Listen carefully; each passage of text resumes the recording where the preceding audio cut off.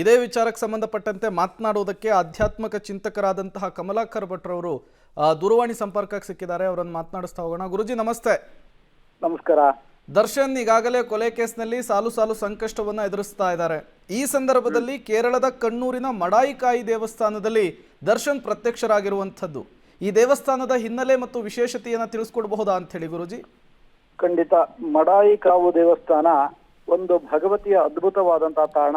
ಶತ್ರುಗಳ ಪರಿಹಾರಕ್ಕೆ ಅಥವಾ ಶತ್ರುಗಳ ಮರ್ದನಕ್ಕಾಗಿ ಆ ಕ್ಷೇತ್ರ ಅಪ್ರತಿಮವಾದಂತಹ ಹೆಸರುವಾಸಿಯಾದಂತಹ ವ್ಯವಸ್ಥೆಗಳನ್ನ ನಾವು ಕಾಣ್ತೇವೆ. ಕೇರಳದಲ್ಲಿ ಅನೇಕ ವರ್ಷಗಳ ಕಾಲ ಇದ್ದು ಅಲ್ಲಿ ಅಧ್ಯಯನವನ್ನ ಮಾಡಿದ್ರಿಂದ ಅಲ್ಲಿನ ಇಂಚಿಂಚು ಮಾಹಿತಿಗಳು ಕೂಡ ನಮಗೆ ಇರೋದರಿಂದ ಅನೇಕ ತರದ ಅಂದ್ರೆ ಮಾನಸಿಕವಾಗಿ ಆಗಿರ್ಬೋದು, ದೈಹಿಕವಾಗಿ ಆಗಿರ್ಬೋದು, ಕೆಲವು ಪ್ರಾಯಶ್ಚಿತ್ತ ಕರ್ಮಗಳಿಗೂ ಕೂಡ ದೇವಸ್ಥಾನ ವಿಶೇಷವಾಗಿರತಕ್ಕಂಥದ್ದು. ಪ್ರಾಯಶ್ಚಿತ್ತದ ರೂಪದಲ್ಲಿ ಕೂಡ ದೇವಿಯನ್ನು ದರ್ಶನ ಮಾಡತಕ್ಕಂಥ ವ್ಯವಸ್ಥೆಗಳಿವೆ.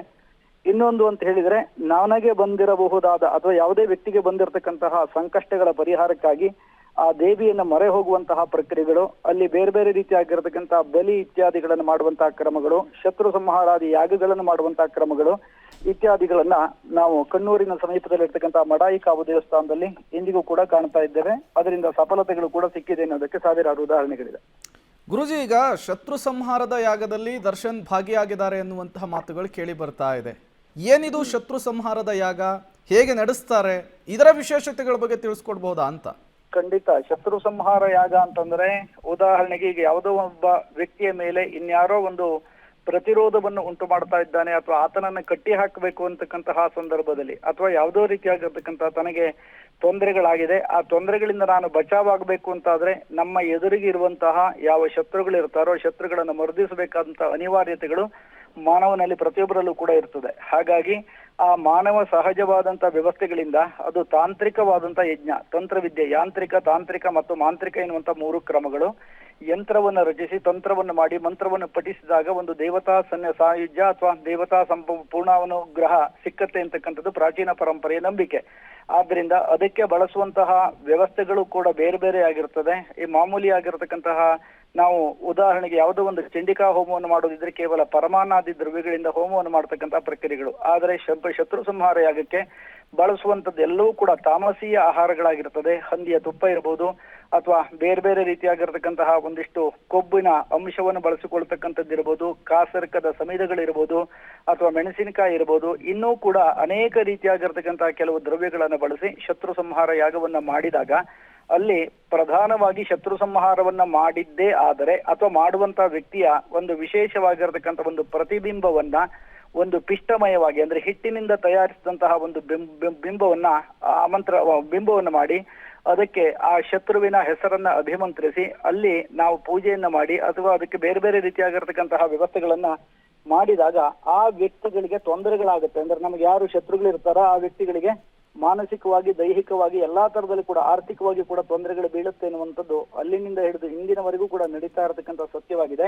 ಆದ್ದರಿಂದ ಈ ವ್ಯವಸ್ಥೆಗಳನ್ನು ಶತ್ರು ಸಂಹಾರ ಮಾಡುವಂತಹ ಸಂದರ್ಭದಲ್ಲಿ ಬಳಸುವಂತಹ ವ್ಯಕ್ತಿಗಳ ಕಿಂಚಿತ್ ಪರಿಚಯವಷ್ಟೇ. ಅದಕ್ಕೆ ಪ್ರಧಾನವಾಗಿ ಆ ವ್ಯಕ್ತಿಗತವಾದ ಅಥವಾ ಯಾವರಿಂದ ನಮಗೆ ತೊಂದರೆ ಆಗುತ್ತೆ ಅಂತಕ್ಕಂಥ ಒಂದು ವ್ಯವಸ್ಥೆಗಳಿರುತ್ತೋ ಆ ವ್ಯಕ್ತಿಗಳ ಅಥವಾ ಆ ವ್ಯವಸ್ಥೆಗಳಿಗೆ ಸಂಬಂಧಪಟ್ಟಂತಹ ಪ್ರತಿರೂಪವನ್ನ ಪಿಷ್ಟಮಯವಾಗಿ ಅಂದ್ರೆ ಹಿಟ್ಟಿನಿಂದ ಗೊಂಬೆಯನ್ನು ಮಾಡಿ ಆ ಹಿಟ್ಟಿಗೆ ಗೊಂಬಕ್ಕೆ ಅಭಿಮಂತ್ರಣವನ್ನು ಮಾಡಿ ಈ ರೀತಿಯಾಗಿರ್ತಕ್ಕಂತಹ ಒಂದು ಪ್ರತಿಬಂಧಕ ದೋಷಗಳು ತನ್ನಿಂದ ದೂರ ಆಗುವಂತೆ, ಆ ವ್ಯಕ್ತಿಗೆ ಹಾನಿ ಆಗುವಂತೆ ಅಥವಾ ಆ ವ್ಯಕ್ತಿಗೆ ಘಾಸಿ ಆಗುವಂತ ರೀತಿಯಲ್ಲಿ ಪ್ರಯೋಗಗಳನ್ನು ಮಾಡಲಾಗುತ್ತೆ.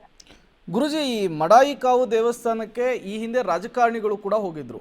ಈಗ ದರ್ಶನ್ ಸಾಲು ಸಾಲು ಸಂಕಷ್ಟದ ನಡುವೆ ಭೇಟಿ ಕೊಟ್ಟಿದ್ದಾರೆ, ವಿಶೇಷ ಪೂಜೆಯನ್ನು ಮಾಡಿಸಿದ್ದಾರೆ. ಈ ಪೂಜೆಯಿಂದ ಆಗುವಂತಹ ಫಲಾನುಫಲ ಏನು ಅನ್ನೋದನ್ನು ತಿಳಿಸ್ಕೊಡ್ಬಹುದಾ ಅಂತ?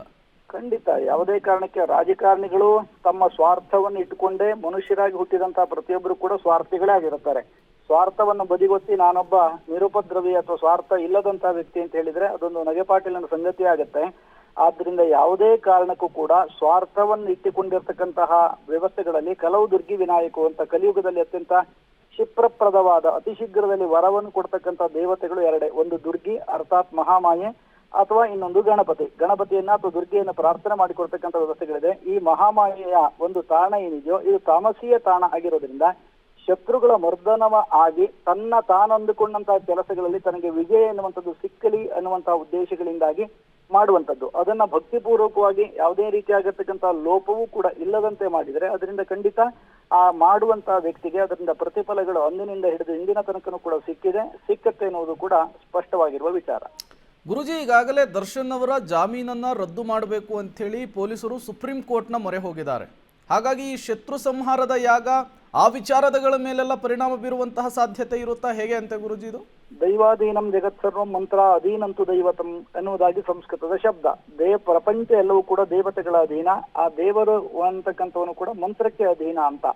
ಆದ್ರಿಂದ ಮಂತ್ರಮಯವಾಗಿ ನಾವು ಪ್ರಾರ್ಥನೆಯನ್ನು ಮಾಡಿ ಆ ಪರಮಾತ್ಮನನ್ನ ತೃಪ್ತಿಗೊಳಿಸಿದಾಗ ಅಥವಾ ಪರಮಾತ್ಮನಲ್ಲಿ ನಾವು ಮಾಡಿರುವ ಅಥವಾ ಮಾಡದೇ ಇರತಕ್ಕಂಥ ಯಾವುದೋ ತಪ್ಪು ಒಪ್ಪುಗಳನ್ನ ಕ್ಷಮಿಸು, ನನ್ನಿಂದ ಆಗೋದಿಲ್ಲ ಅಂತ ಹೇಳಿ ಶರಣ ಆದಾಗ ಭಗವಂತ ಖಂಡಿತ ನಮ್ಮತ್ತ ಒಲಿತಾನೆ. ಯಾಕೆ ಅಂತ ಕೇಳಿದ್ರೆ ಇವತ್ತು ಕಾನೂನು ಕೂಡ ಅದನ್ನೇ ಹೇಳುತ್ತೆ, ಶರಣಾದವರಿಗೆ ನೀವು ಯಾವುದೇ ರೀತಿಯಾಗಿರ್ತಕ್ಕಂಥ ಶಿಕ್ಷೆಯನ್ನು ಕೊಡಬೇಡಿ ಅಂತ. ಆದ್ರಿಂದ ಅವರಿಗೆ ಖಂಡಿತ ಅದರ ಫಲಗಳು ಸಿಗುವಂತಹ ಸಾಧ್ಯತೆಗಳು ಹೆಚ್ಚಾಗಿದೆ.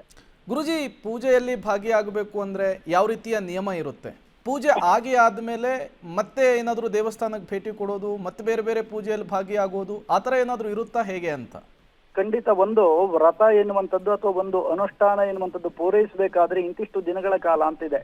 ಪಾದ ಅಂದ್ರೆ ಕಾಲು ಪಾದ, ಅರ್ಧ ಪಾದ, ಮುಕ್ಕಾಲು ಪಾದ, ಹಾಗೆ ಪೂರ್ಣ ಪಾದ ಅಂತ. ಪೂರ್ಣ ಪಾದ ಅಂದ್ರೆ 48 ದಿನಗಳ ಕಾಲ, ಒಂದು ಕಾಲು ಪಾದ ಅಂದ್ರೆ 12 ದಿನ, ಅಥವಾ ಅರ್ಧ ಪಾದ ಅಂದ್ರೆ 24 ದಿನ.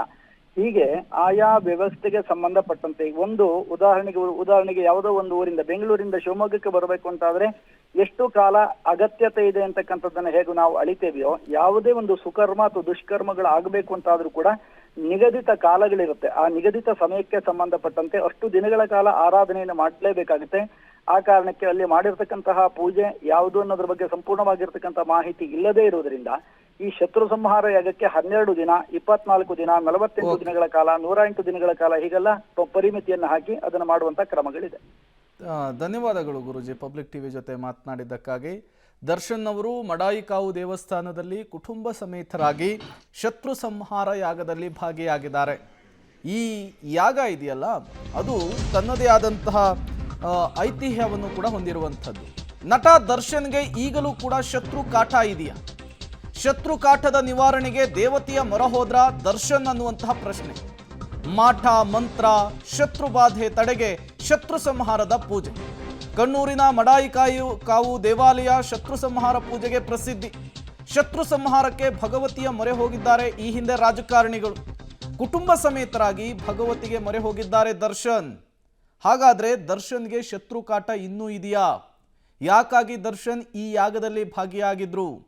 ಇವೆಲ್ಲವೂ ಕೂಡ ಈಗಿರುವಂತಹ ಪ್ರಶ್ನೆ. ನೋಡಿ, ದರ್ಶನ್ ತಾಯಿ ಆಗಲಿ, ಸಹೋದರ ಆಗಲಿ ಇಲ್ಲ, ದರ್ಶನ್ ಪತ್ನಿ ಮತ್ತು ಮಗ ಜೊತೆಗೆ ಧನ್ವೀರ್ ಇರೋದನ್ನು ನೀವು ಗಮನಿಸ್ತಾ ಇದ್ದೀರಿ. ಮತ್ತಷ್ಟು ಡೀಟೇಲ್ಸ್ ಕೊಡ್ತಾರೆ ಧನು, ನೇರ ಸಂಪರ್ಕದಲ್ಲಿ ಜಾಯಿನ್ ಆಗಿದ್ದಾರೆ. ಧನು, ದರ್ಶನ್ ಶತ್ರು ಸಂಹಾರದ ಪೂಜೆ ಈಗ ಕುತೂಹಲ ಕಾರಣವಾಗ್ತಾ ಇದೆ. ಯಾಕಾಗಿ ಈ ಪೂಜೆಯಲ್ಲಿ ಭಾಗಿಯಾದ್ರು ದರ್ಶನ್ ಅಂತ ಹೇಳಿ? ಶತ್ರುಗಳ ಕಾಟ ಆ ಮಟ್ಟದಲ್ಲಿ ದರ್ಶನ್ ಕಾಡ್ತಾ ಇದೆಯಾ? ಏನು ರೀಸನ್ ಏನು ಅಂತ ಹೇಳಿ ಧನು? ಎಸ್ ಪ್ರೇಮ್, ನಟ ದರ್ಶನ್ ಏನು ಒಂದು 24ರಲ್ಲಿ ಒಂದು ಏನು ರೇಣುಕಾಸ್ವಾಮಿ ಕೊಲೆ ಪ್ರಕರಣ ಆಯಿತು, ಕೊಲೆ ಪ್ರಕರಣದಿಂದ ಸಾಕಷ್ಟು ಮಾನಸಿಕವಾಗಿ ಮತ್ತು ದೈಹಿಕವಾಗಿ ನೊಂದು ಹೋಗಿದ್ರು. ಸೊ ಆ ಒಂದು ಮಾನಸಿಕ ಮತ್ತು ದೈಹಿಕ ಒಂದು ಏನು ಸ್ಟೇಬಲ್ ಇದೆ, ಆ ಒಂದು ಇದಕ್ಕೆ ಬರಬೇಕಾದ್ರೆ ಮತ್ತೆ ಮರಳಿ ಯಥಾಸ್ಥಿತಿಗೆ ಬರಬೇಕಾದ್ರೆ ಸಾಕಷ್ಟು ರೀತಿಯಲ್ಲಿ ತಯಾರಿಯನ್ನು ನಡೆಸಬೇಕಾಗಿತ್ತು. ಹಾಗಾಗಿ ಇವತ್ತು ವಿವಿಧ ದೇವಸ್ಥಾನಗಳಿಗೆ ಈಗ ನಟ ದರ್ಶನ್ ಅವರು ಭೇಟಿ ಕೊಡ್ತಾ ಇದ್ದಾರೆ. ಇತ್ತೀಚೆಗೆ ಶಕ್ತಿ ದೇವತೆಗಳ ಮೊರೆಯನ್ನು ಹೋಗ್ತಾ ಇರ್ತಕ್ಕಂಥದ್ದು ಅವರ ಕುಟುಂಬಸ್ಥರು ಮತ್ತು ನಟ ದರ್ಶನ್ ಅವರು ಒಂದು ಶಕ್ತಿ ದೇವತೆಗಳ ಮೊರೆ ಹೋಗ್ತಾ ಇದ್ದಾರೆ. ಈ ಹಿನ್ನೆಲೆಯಲ್ಲಿ ಇವತ್ತು ಕೇರಳದ ಏನು ಭಗವತಿ ದೇವಸ್ಥಾನ ಇದೆ, ಅದು ಶತ್ರು ಸಂಹಾರಕ್ಕೆ ಪ್ರಸಿದ್ಧಿ ಆದಂತಹ ದೇವಸ್ಥಾನ. ಹಾಗಾಗಿ ಅಲ್ಲಿಗೆ ಕುಟುಂಬ ಸಮೇತರಾಗಿ ಭೇಟಿ ನೀಡಿರ್ತಕ್ಕಂಥದ್ದು.